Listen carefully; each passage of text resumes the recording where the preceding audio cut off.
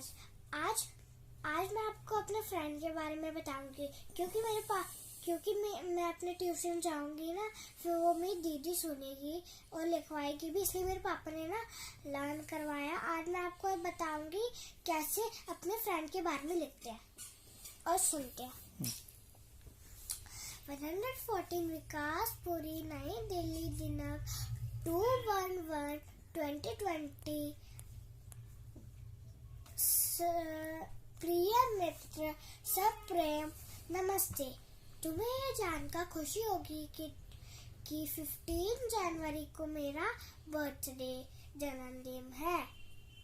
इस अवसर पर तुम सपरिवार आमंत्रित हो कि मुझे आशा है कि तुम समय पर आओगे। अपने माता पिता को मेरा प्रणाम करना। तुम्हारी मित्र नीता। धन्यवाद।